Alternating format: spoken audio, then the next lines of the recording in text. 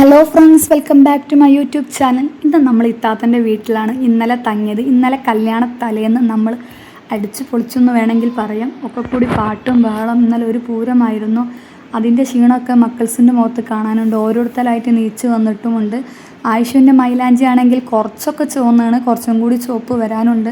നമുക്ക് നിക്കാഹ് വരുന്നത് 11 മണിക്കാണ്. നമ്മളെ മക്കൾസ് നീച്ച് വന്നത് 10 മണിക്കും. എന്തായാലും ലേറ്റ് ആവുമെന്ന് ഉറപ്പായതുകൊണ്ട് നേരെ കിച്ചണിൽ പോയിട്ട് ഫുഡ് കഴിക്കാമെന്ന് വിചാരിച്ചു.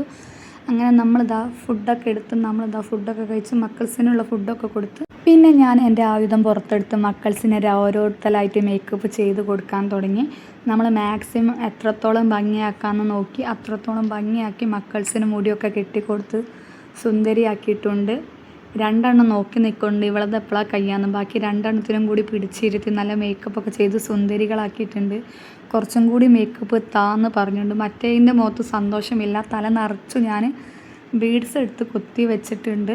ഇത് കല്യാണം പ്രമാണിച്ചാണ് കുറച്ച് മേക്കപ്പ് ചെയ്ത് കൊടുക്കുന്നത്. അല്ലാത്ത ടൈമിൽ മേക്കപ്പ് ഒന്നും ചെയ്ത് കൊടുക്കാറില്ല.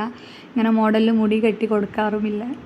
എവിടെയെങ്കിലും പോകുമ്പോൾ മക്കൾസിന് സിമ്പിളായിട്ട് ഒരുക്കി കൊടുക്കാറാണ് പതിവെന്ന്. കുറച്ച് ഓവറായോ എന്നൊരു സംശയമുണ്ട്. മക്കൾസിനും കൂട്ടി നമ്മളിതാ ഓഡിറ്റോറിയത്തിലേക്ക് വിട്ടു. നമ്മുടെ ഓഡിറ്റോറിയം വരുന്നത് ബേപ്പൂർ സിറ്റി പാലസിലാണ്. നമ്മളവിടെ എത്തുമ്പോൾ തന്നെ നിക്കാഹും ബ്രൈഡിൻ്റെ എൻട്രിയൊക്കെ സ്റ്റാർട്ട് ചെയ്തിട്ടുണ്ടായിരുന്നു. മക്കൾസൊക്കെ ഓടുന്നുണ്ട് ബ്രൈഡിൻ്റെ എൻട്രി കാണാൻ വേണ്ടിയിട്ട്. അങ്ങനെ നമ്മൾ എവിടെ എത്തിയപ്പം തന്നെ കറക്റ്റ് ടൈമിലായിരുന്നു എത്തിയത്. പിന്നെ കുറച്ച് വീഡിയോസ് ഫോട്ടോസൊക്കെ നമ്മൾ എടുത്തു. പിന്നെ മക്കൾസിനും കൂട്ടി നമ്മൾ ഫുഡ് കഴിക്കാൻ പോയി. ആദ്യം മക്കൾസിൻ്റെ ഫുഡ് കഴിച്ചിട്ട് പിന്നെ നമുക്ക് കഴിക്കാനാണ് നമ്മൾ പ്ലാൻ ചെയ്തത്.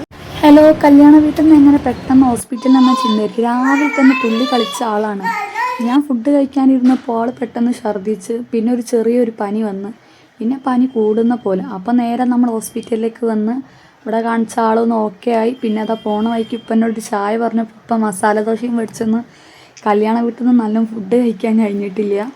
ഉപ്പാൻ്റെ വക ചൂട് മസാല ദോശയും ചായയും കഴിച്ചു. അപ്പോൾ ഇതാണ് നമ്മുടെ കല്യാണ വ്ളോഗ്.